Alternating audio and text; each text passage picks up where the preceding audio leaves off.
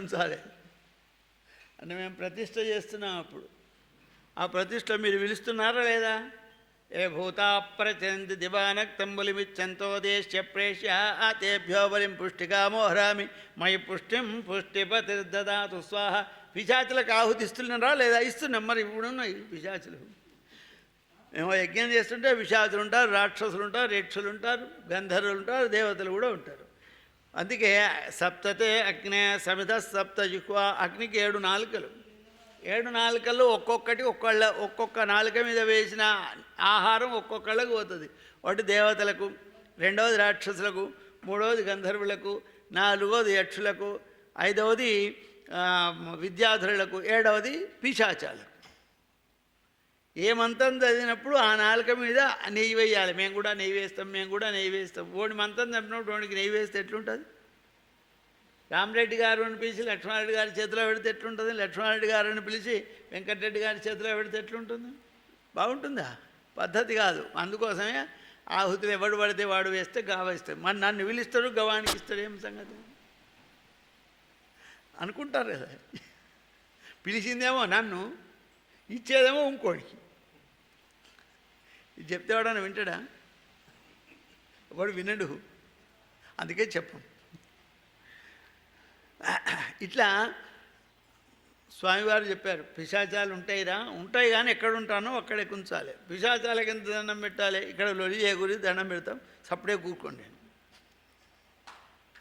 ఉంటాయి కనుక వాళ్ళకి ఏం చెప్పాలి? లొల్లి చేయకు, నీ గుడిస్తాం, సప్పుడే కూరుకోవాలి.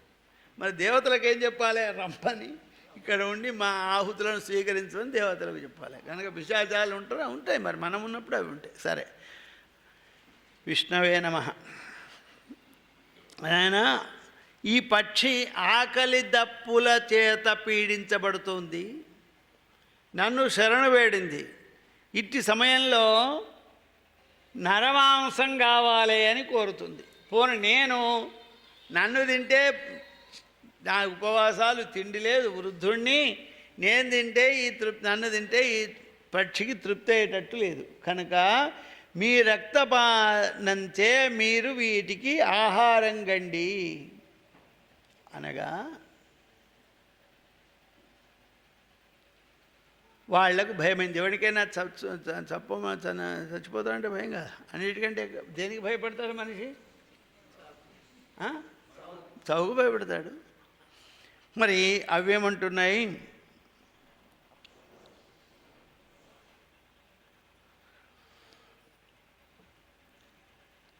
తృష్ణాక్షయక్షరక్తేన శీఘ్రం విధీయతాం తతో వయం కథం పశరీరస్య హేతోర్దేహం సకంబుధః వినాశే అద్ఘాతయేద్వా యదాఖ్యాత్మసుతః. నాన్న, ఎంత పండితుడైనా, ఎంత చదువుకున్నవాడైనా, ఎంత జ్ఞాని అయినా కూడా శరీరాన్ని విడిచిపెట్టడానికి సిద్ధపడతాడా? అయినా మేమెవరం? నీ కొడుకులం. నీ కొడుకులం అంటే నీ స్వరూపమే కదా. భార్యకు ఒక పేరున్నది. భార్యకు ఒక పేరేమి? జాయా అని ఒక పేరుంది. జాయా అంటే కూడా భార్య అని అర్థం. జాయా అనే పేరు ఎందుకు వచ్చింది? ఉత్పత్తి ఏమిటి అంటే, జాయతే పుత్రరూపేణ పతిం ఇది జాయా అని. కొడుకు రూపంలో భర్తను కంటుంది. కొడుకు రూపంలో భర్తను కంటుంది కనుక జాయ. తను తన భార్య గర్భంలో ప్రవేశించి కొడుకై పుడతాడు గనక, తన భర్త రూపంలో, కొడుకు రూపంలో భర్తను కంటుంది కనుక, అందుకే భర్తను పుత్రునిగా చూడాలి అని శాస్త్రం చెబుతుంది. ఎందుకంటే జాయ గనక. జాయతే పుత్రరూపేణ పతిం, కొడుకు రూపంలో భర్తను కంటుంది. అందుకే అత్తగోడలకు పంచాయతీ, నా కొడుకుని నా మొగడని. ఆస్తి ఎవరు పంచుకోవాలి? వాడిని చెరసాగం కోసుకునేటట్లేదా? ఇద్దరు కలిసి వీడిని అట్లా చేయరు అందరు. కానీ ఈ విధంగా మీ స్వరూపం కదా, మమ్ములను ఎట్లా చంపమంటున్నావు? కుమారుడైన వాడు దేవఋషి పితృను రుణం తీర్చాలి అని ఉంది, కానీ శరీరాన్ని ఇవ్వని లేదు. ఈ శరీరం ఉంటేనే కదా మేము నీ రుణం తీర్చుకునేది. మా రుణం తీర్చమని చెప్పి మా శరీరాన్ని ఏమంటావా? ఇది ఎవడన్నా ఇదివరకు చేసిండా? బతికి ఉంటే సుఖం ఉండొచ్చు, దుఃఖం ఉండొచ్చు, పుణ్యకార్యాలు చేయొచ్చు. ఇకపోతే చచ్చిపోతే మధ్యలో చచ్చిపోయినవాడు పిశాచైతాడని ఉన్నది. ఆయుస్తుండగా చచ్చిపోయినవాడు పిశాచవుతాడు. పిశాచవుతాడంటే ఏమిటి అంటే మహాపాపాలు చేసినటువంటి వాడు,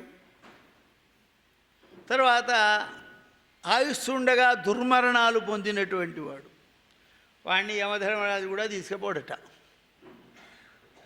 యమధర్మరాజు తీసుకుపోతే నరకానికి వెళ్ళిపోతాడు. ఇక అక్కడ ఆయన అండర్లో ఉంటారు. పుణ్యం చేస్తే దేవేంద్రుడు తీసుకుని వెళతాడు. స్వర్గంలో వాని యొక్క పర్యవేక్షణలో ఉంటాడు. ఎవడి పర్యవేక్షణ లేక అగాధంగా ఉన్నవాడు ఏమవుతాడు? తండ్రి చెప్తే వినడు, గురువు చెప్తే వినడు, ప్రభుత్వం చెప్తే వినడు. వాడేమవుతాడు? సమాజంలో వాడు ఏమవుతాడు? గుండా అవుతాడు. వాడొక పని చేస్తాడు, పనికిరాను. వాడో దానికి పనికి వస్తాడు. ఇట్లా ఉండకూడదని చెప్తాడట. పిచ్చోడు కూడా గురువే అన్నాడు ఒక పాట. ఎందుకయ్యా అంటే అట్లా ఉండొద్దని చెప్తున్నాడు. నాత్రిగా నువ్వు ఉండకని చెప్తున్నాడు. వాడు కూడా ఒక గురువే. అయితే వీడేమవుతాడు? దుర్మార్గుడై ప్రజాపీడన చేసుకుంటూ ఉంటాడు. పిశాచులు ఎట్లే చేస్తాయి. యమధర్మరాజు దగ్గరికి పోవు, దేవేంద్రుడి దగ్గరికి పోవు, మనిషిగా ఉండవు. వాడు ముట్టడు. వీటి రద్ర పాపాత్రుడు నా దగ్గరికి. అంత అంటే యముడు కూడా చీదరించుకునేటువంటి స్థితికి చేరిన మహానుభావులు కొంతమంది పిశాచులై ఉంటారు. ఇప్పుడు అందుకోసమే చాలామంది ఏం చేస్తున్నారు? మా దగ్గరికి వచ్చిన మా జ్యోతిష్యులంతా మా అటువంటి వాళ్ళ దగ్గరికి వచ్చిన వాళ్ళు ఉన్నవాడికి లేనివాడికి పితృదోషం, త్రిపిండి విధానం పెట్టు, నారాయణ బలి చేసుకొని చెప్తున్నాను. మా చిన్నప్పుడు నేను ఎప్పుడు చదువుకున్నా కానీ వీళ్ళే నారాయణ బలులు ఇప్పుడు వచ్చినాయి. అవుతున్నారేమో పిశాచాలు, నాకు తెలియదు. అప్పుడు కాలేదేమో. ఆ పిశాచ నివృత్తి కోసం నారాయణ బలి చేయమంటారు. త్ర్యంబకేశ్వరం పోయో, గోకర్ణం పోయో, ఇక్కడెక్కడైనా సరే. ఈ విధంగా మేము మధ్యలో చచ్చిపోతే మా యొక్క జన్మ పిశాచ జన్మ అవుతాయి. మా కర్తవ్యం మాత్రం ఇది కాదు అనగానే కోపం వచ్చినటువంటి మహర్షి, ఓ పుత్రులారా, నేను ఈ పక్షికి ప్రతిజ్ఞ చేసినాను, మీరు నా మాట వినలేదు గనక మీరు ఇప్పుడే శరీరాన్ని విడిచి పక్షులై పుట్టండి అని శాపం పెట్టిండు. శాపం పెట్టిన తర్వాత అప్పుడు తండ్రి ఆ మహర్షి తన అంత్యేష్టి చేసుకోండి. తనకు ఎవడు లేడు కదా, కొడుకులు లేరు కదా, మరి చనిపోతే అంత్యక్రియలు ఎవడు చేయాలి అంటే ఎవరైనా బదరీ క్షేత్రం వెళ్ళిన వాళ్ళు ఉండొచ్చు. కొంతమంది ఉన్నారు. ఎవరైనా వెళ్ళిందా? బదరీ క్షేత్రంలో బ్రహ్మకపాలం లోపల పిండ ప్రదానం చేస్తారు అందరికీ. అందులో ఆత్మపిండం అనేది కూడా ఒకటి పెట్టుకుంటారు కొంతమంది, కానీ చాలామంది పెట్టకూడదు. అది ఒకవేళ వాడు ఆత్మపిండం పెట్టుకుంటే వాడు బతకకూడదు. ఒకవేళ బతికితే ఊళ్ళోకి రాకూడదు. వాడెవడి ముఖం చూడకూడదు, ఇంకోటి ముఖం వాడు చూడకూడదు. వాడు శవంతో సమానం. వాడిని చూస్తే వీడు స్నానం చేయాలి, చచ్చిపోయినట్టు లెక్క. అట్లాగే సన్యాసి ఆశ్రమం తీసుకునేటువంటి వాళ్ళు, తను సన్యాసి అయిండు. కాషాయ దండ మాత్రేణ నరో నారాయణో భవేత్. కాషాయ దండ కమండములు స్వీకరించగానే అతడు నారాయణ స్వరూపుడు అయిపోతాడు. కానీ ముందు వెనుక ఉంది కదా. ముందు వెనుక అంటే అర్థమైందా? అర్థం కాదు. ముందెవరున్నారు మనకంటే ముందు?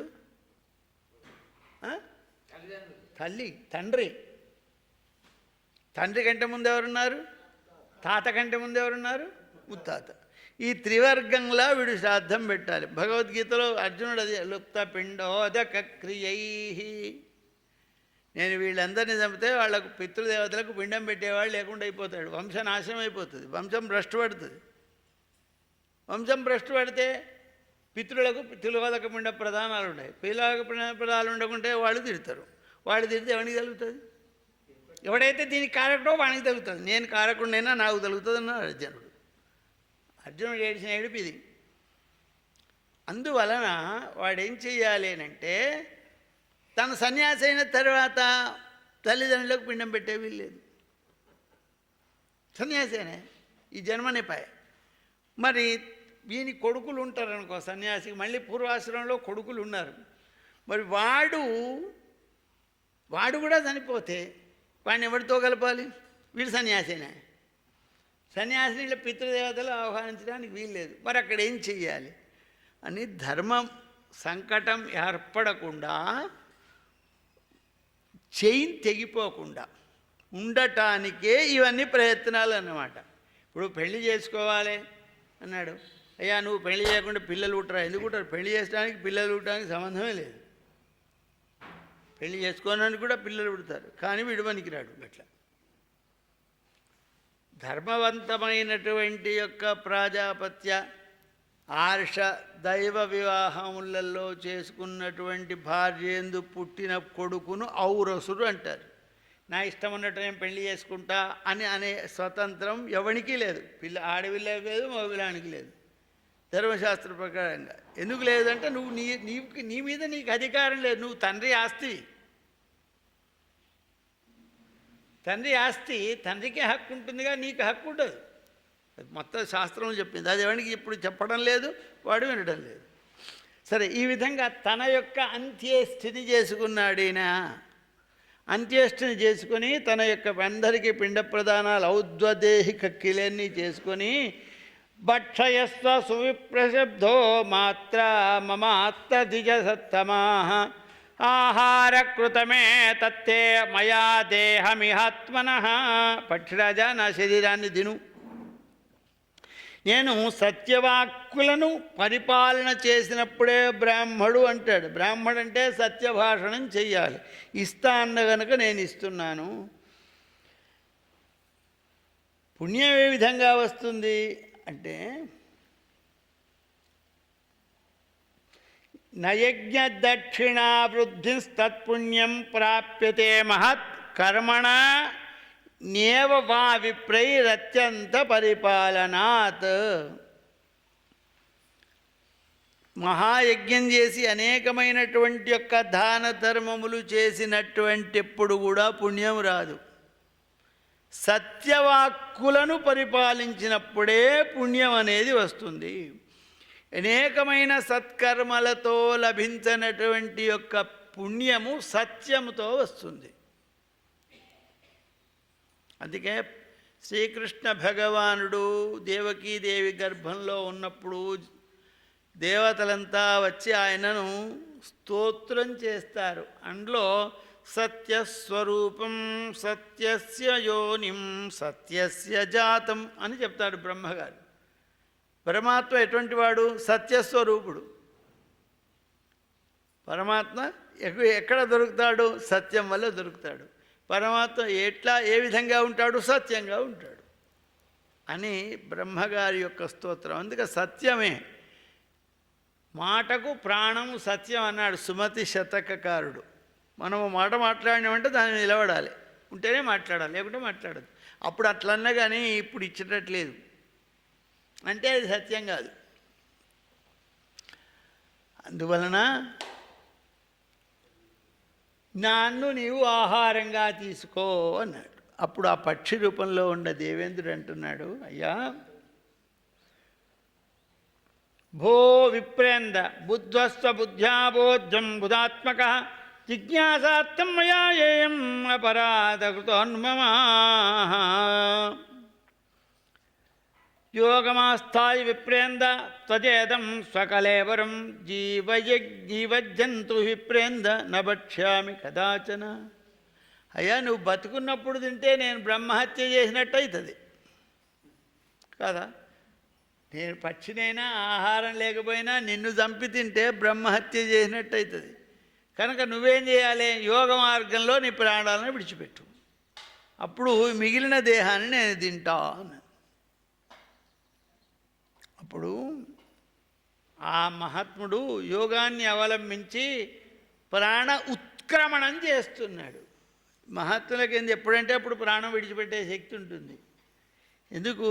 యోగాభ్యాసం చేసినటువంటి వాళ్ళు మూలాధారంలో ఉండబడేటువంటి యొక్క కుండలని అనే ప్రాణశక్తిని మూలాధారం, స్వాధిష్టానం, మణిపూరం, విశుద్ధ, ఆజ్ఞ, సహస్రారం అనే చక్రముల దాకా తీసుకొని వచ్చి ఏ విధంగా తీసుకొచ్చారో అదే విధంగా కిందికి పంపించుకుంటారు. అది యోగం. ఒకనాటితో వచ్చేది కాదు, ఒకనాటితో వెళ్ళేది కాదు. ఈ యోగం ద్వారా తను సహస్రార చక్రానికి వెళ్ళి బ్రహ్మరంధ్రాన్ని భేదించుకొని తన యొక్క ఆత్మను పరమాత్మలో విలీనం చేయడానికి సిద్ధపడ్డాడు. అప్పుడు వెంటనే దేవేంద్రుడు పశ్చాత్తాపాన్ని పొంది, మహాత్మా బ్రహ్మర్షి, మీ యొక్క మహాత్యాన్ని తెలుసుకోవాలని నేను ఇట్లొచ్చాను.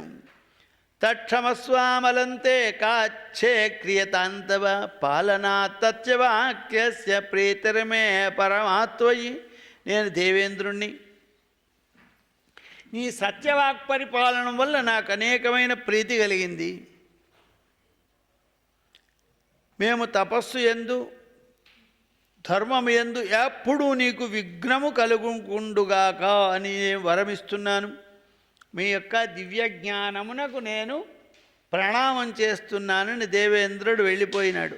ఆ తర్వాత ఈ కొడుకులు తండ్రి గారి యొక్క పాదముల మీద వారి, మా తప్పులను క్షమించండి. విధంగా మానవులకు కామక్రోధ లోభమోహ మదమాత్సర్యములనేటువంటి శత్రువులు మనల్ని పట్టి పీడిస్తున్నాయి. ఈ కామానికి వశములైనాం. ఇప్పుడు తండ్రి ఇయ్యగానే చెప్పగానే మేము మా శరీరాలను ఆ పక్షికి ఆహారం చేసినట్టయితే బాగుండేది. ఇప్పుడు అనిపిస్తుంది, అరే ఎంత పని అయిపోయారా. విప్రా పశ్చిమ బుద్ధయ అని కాళిదాస మహాకవి చెప్పాడు. అట్లాగే శ్రీనాథుడు నాడు పశ్చిమ బుద్ధులు గారే శ్రోత్రియులు. అంత అయిపోయిన తర్వాత ఆలోచిస్తారు కదా, మొదలు ఇట్లా చేయకుంటే బాగుండు అని. మేము అటువంటి బుద్ధిహీనం, లోకానికి వశమైపోయినాం.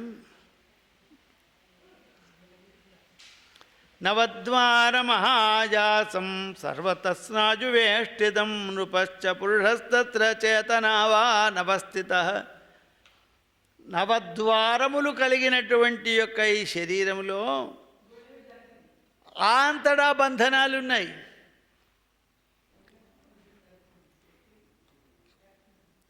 అందులోపల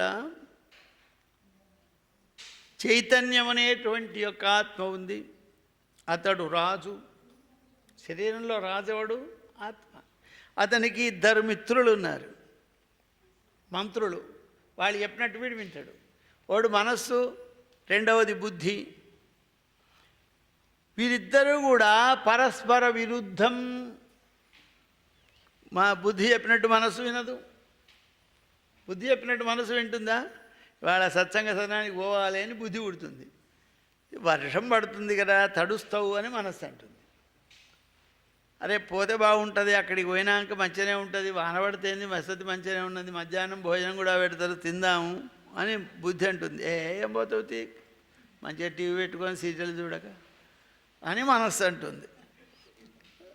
పడుతుంది ఆ మనస్సుకు, బుద్ధికి పడదు. అప్పుడు మనం ఏం చెప్పినట్టు ఏది వింటాం? బుద్ధి చెప్పినట్టు వింటే మంచిగానే ఉండు, మనసు చెప్పినట్టే వింటాం, బుద్ధి చెప్పినట్టు వినం. అందుకే యాదేవి ఇప్పుడు వస్తుంది. యాదేవి సర్వభూతేషు బుద్ధి రూపేణ సంస్థితా. నమస్తస్యే నమస్తస్యే నమస్తస్యే నమో నమః. ఏ సర్వప్రాణుల శరీరంలో బుద్ధి రూపంలో ఏ అమ్మ అయితే ఉంటుందో ఆ తల్లికి నమస్కారం అంటాం. 86వ అధ్యాయంలో ఇంట్లో. కానీ మనస్సుకు నమస్కారం లేదు. మనసు చంచలమైంది. అందుకే మనస్సు బుద్ధి ఇద్దరు మంత్రులు. వీడు చెప్పింది వాడు కాదంటాడు, వాడు చెప్పింది వీడు కాదంటాడు. ఇంకొకటి ఉన్నది అహంకారం. వాడు అసలే చెప్తే వినడు. ఈ విధంగా ఒకరి మీద ఒకరు జయించడానికి ప్రయత్నం చేస్తారు. అవునా? పూర్వంలో ఊళ్ళో ఓ పెద్ద దొర ఉంటే ఆ దొర దగ్గర ఇద్దరు అనుచరులు ఉండేవాడు. వీడితో పార్టీ వాడితో పార్టీ. వీడిని ఆశ్రయించోడు వాడిని ఆశ్రయించోడు దొర దగ్గరికి వస్తే వీడిని గొప్ప అని వాడు, వాడిని గొప్పవాడు, వాడు లంగాని వీడు, వీడు లంగాని వాడు, వాడికి ఉన్నది లేని చెప్పేవాడు.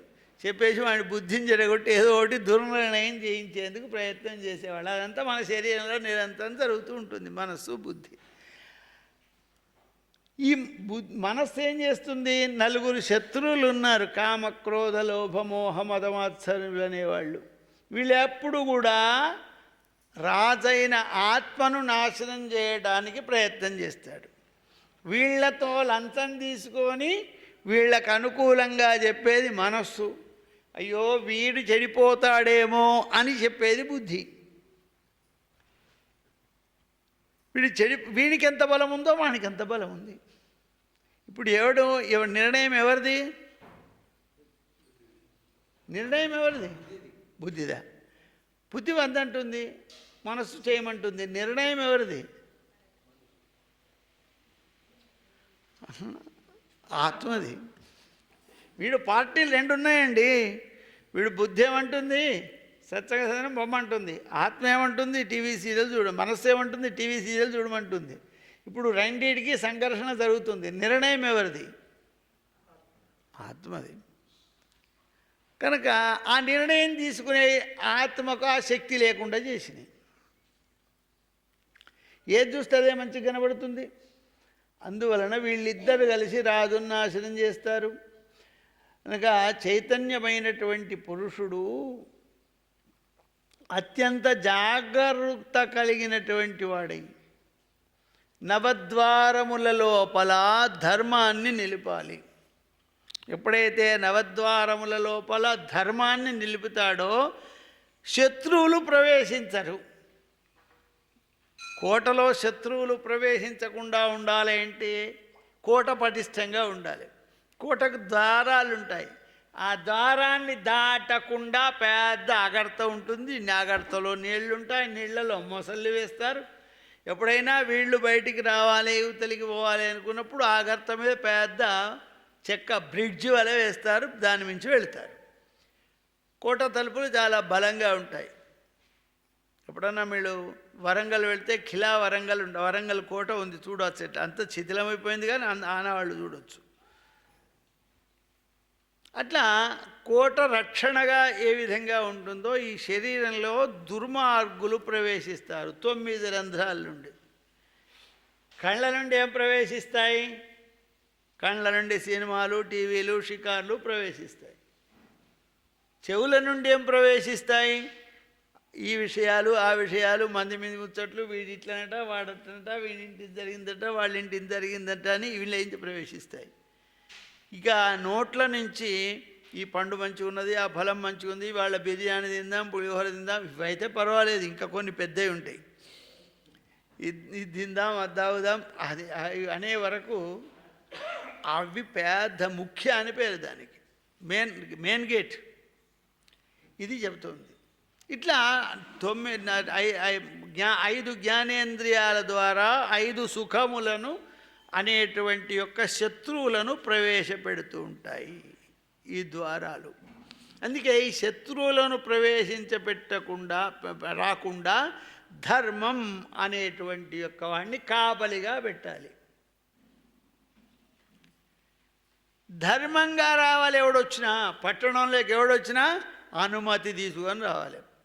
భారతదేశానికి ఎవడొచ్చినా వీసాతోనే రావాలి, పాస్పోర్ట్తోనే రావాలి. లేకుండా వస్తే రోహింగ్యాలు వచ్చినట్టే ఇది కొట్టుతా చంపుతారు. పర్మిషన్ లేకుండా ఇంట్లోకి వచ్చినవాడు ఏ విధంగా చేస్తాడు? పర్మిషన్ లేకుండా మనం ఇంకో దేశానికి వెళ్ళాలంటే వాడు మనల్ని అనుమతి ఇవ్వాలి. వాళ్ళు మనకు వీసా అని ఇస్తారు. అది తీసుకొని వాడి దేశం వెళ్ళాలి. ఎన్ని రోజులున్నావు, ఎక్కడున్నావు, ఏం చేస్తున్నావు, నిరంతరం నీ మీద నిఘా ఉంటుంది. అట్లాగే మన దేశంలోకి ఎవడొచ్చినా వానికి మన ప్రభుత్వం పర్మిషన్ ఇస్తుంది. నువ్వు ఎక్కడుంటావు, ఎన్ని రోజులు ఉంటావు, ఏం చేస్తావు అని అడుగుతుంది. అక్కడున్నవా లేదా తెలుసుకుంటుంది. అక్కడ లేకపోతే ఎక్కడున్నావో వెతికి పట్టుకొని నిన్ను నీ దేశానికి పంపిస్తుంది. ఇక్కడ ఉంచుకోరు. అది ధర్మం.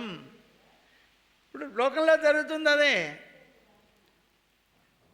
క్రాస్ బార్డర్ టెర్రరిజం అంటున్నారు మళ్ళీ. అంటే సీమాంత ఉగ్రవాదం. ఎక్కడి నుంచో దొంగతనాల్లో తెలియకుండా మన దేశంలో ప్రవేశించి మన ఆస్తులకు, మన ప్రజలకు నష్టం కలిగించి, మొన్న ఒక నెల కింద మణిపూర్ రాష్ట్రంలో కొత్త ఘోరాలు చేశారు. దానికి కారణం ఎవరు? విదేశాల నుంచి వచ్చినటువంటి చొరబాటుదారులు. వాళ్ళు వచ్చేటప్పుడు వద్దనేటోడు ఎవడు లేడు, ఎందుకున్నావు అని అడిగేటోడు లేడు. అందువలన ఈ విధమైనటువంటివి జరుగుతాయి. శరీరంలో కూడా అంతే. నువ్వెవరు, ఎందుకు వస్తున్నావు అని ధర్మం అడుగుతుంది. కరెక్ట్ ఎస్ అంటే శాంక్షన్ చేస్తే లోపలికి పంపిస్తుంది. అది ధర్మాన్ని కాపలాగా పెట్టాలి. పూర్వంలో గుజరాత్ రాష్ట్రంలో నరసింహమేధ అని ఒక భక్తుడు ఉండేవాడు. మంచివాడిని చూస్తే వాడికైనా టెస్ట్ చేయబుద్ధి అవుతుంది, మంచివాడిని చూస్తే వాడికైనా చెడగొట్టబుద్ధి అవుతుంది. ఎంత మంచివాడు ఉంటే వాడిని తొందరగా చెడగొట్టాలి.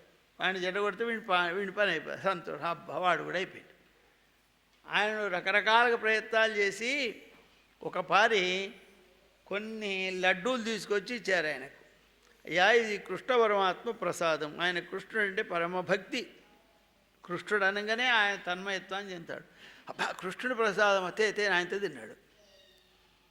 తిన్న తర్వాత చెప్పినాడు, కాదు కృష్ణుడి ప్రసాదం కాదు, రాజస్థాన్ స్వీట్ హోమ్ నుంచి కొనుక్కొచ్చినాం. అట్లా మొత్తం తీసి చేతిలో పెట్టాడు.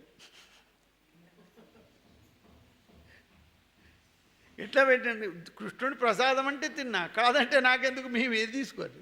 ఎట్లా తిన్నాడో అట్లా వచ్చేసినాయి. అది ధర్మం అంటే ధర్మవంతమైనటువంటిదినే లోపలికి పోతుంది. ధర్మంగా ఉండే చూపు, ధర్మంగా ఉండే మాట, ధర్మంగా ఉండే తిండి, ధర్మంగా ఉండే స్త్రీ, ధర్మంగా ఉండే సౌఖ్యం, ధర్మంగా ఉండేటువంటిది. అందుకే ధర్మావిరుద్ధో భూతేషు కామోస్మి భరతర్షభ. ధర్మ విరుద్ధంగాని కామం భగవత్ స్వరూపం. భగవత్ స్వరూపం అయితేనే లోపలికి పర్మిషన్ ఇస్తుంది. లేకుంటే 9 ద్వారాల నుంచి ఎవడైతే వాడు రావచ్చు లోపలికి. అందువలన మేము ఈ విధమైనటువంటి బుద్ధులకు లోనయ్యి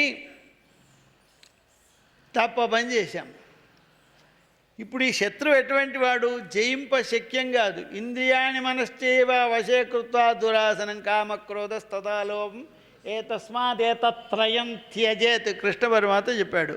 అంత వాళ్ళని గెలువ శక్యమ్మ కాలేదు. అప్పటికి కూడా బుద్ధి ఏం చేస్తుందంటే ఒక పెద్ద కోటను నిర్మిస్తుంది. కోటను నిర్మించి ప్రజ్ఞ అనేటువంటి వాడిని కావలిగా పెడుతుంది. అదే ధర్మం. అప్పుడు ప్రజ్ఞ అనేటువంటి కావలిగానికి సరి అయినటువంటి యొక్క బలాన్ని ఇవ్వకపోతే దుర్మార్గులు లోట ప్రవేశపెడతారు. అందువల్ల బుద్ధిని నశింపజేస్తాయి. బుద్ధి నశించకుండా ఉండాలి. మనస్సు నశించాలి కానీ బుద్ధి మనోనాశనం అని చెప్పినారు కానీ బుద్ధి నాశనం అని చెప్పలే. అవునా సార్? మన ఏవ మనుష్యాణం కారణం బంధమోక్షయో అన్నారు. కానీ బుద్ధి కాదు, బుద్ధి భగవత్ స్వరూపం. అది బుద్ధ్యా విశుద్ధయా యుక్తో. బుద్ధి యొక్క మనస్సు చెడ్డదని చెప్పారు కానీ బుద్ధి చెడ్డదని చెప్పలే. బుద్ధి ఎప్పుడు మంచిదే. అందుకే బుద్ధి మనల్ని సత్మార్గంలో ప్రవేశింపడానికి ప్రయత్నం చెప్తుంది. కానీ బుద్ధి యొక్క బలాన్ని క్షీణించి శత్రువులు వచ్చి చైతన్య రూపుడైనటువంటి యొక్క జీవుణ్ణి పట్టుకున్నాయి. ఎవరు పట్టుకుంటే వాని మాట పెట్టి మాట్లాడతాడు. లోభాద్భవతి సమ్మోహ, సమ్మోహ స్మృతి విభ్రమ, స్మృతిభ్రంశో బుద్ధినాశాత్, బుద్ధినాశాత్ ప్రణశ్యతి. 5గా చెప్పాడు ఈ శ్లోకం. ఏవం ప్రణష్టబుద్ధీనాం రాగలోభానువర్తినాం దీవితే చ సలోభానాం ప్రసాదం కురు సత్తమ. యోయం శాపో భగవాన్ భగవదత్త న స భవేత్తదా. మోహంతే బుద్ధి నాశనమైంది, బుద్ధి నాశనమైతే స్మృతి నాశనమైంది, స్మృతి నాశనమైతే బుద్ధి నాశనమవుతుంది. ఈ ప్రకారంగా రాగలోభములకు వశీభూతమౌడ చేత ఆ బుద్ధి నశించిపోయి జీవితం మీద ప్రేమ కలిగి మాకు మోహం కలిగింది. మహాత్మా, నీవిచ్చినటువంటి యొక్క శాపాన్ని ఉపసంహరించు అని ఎవరన్నారండి? ఏమో ఎవరన్నారో నువ్వు చెప్పినావు, మేము విన్నాం. ఎందుకంటే ఎక్కడి నుంచి ఏది ప్రారంభమైంది, ఏది వింటున్నాం, ఎక్కడ ముగింపు ఉంది అన్నప్పుడు కానీ మనకు అర్థం కాదు కదా. మనం ఎక్కడికి పోయినా శాఖాచక్రం అని అంటారు దాన్ని. కోతులు ఇప్పుడు ఉన్నాయి కదా, ఈ చెట్టు నుంచి ఆ చెట్టుకు, ఈ ఇంటి నుంచి ఆ ఇంటివి దిక్కుతాయి. దాన్ని మనస్సుతో పోల్చాడు శంకరాచార్యుల వారు. వాటికి పురాణం చెప్పేవాడు కూడా శాఖాచక్రమణం చేస్తారట. కోతి ఏమిటి అంటే ఈ కథల నుంచి ఆ కథలకు, ఆ కథల నుంచి ఆ కథలకు, ఆ కథల నుంచి ఆ కథలకు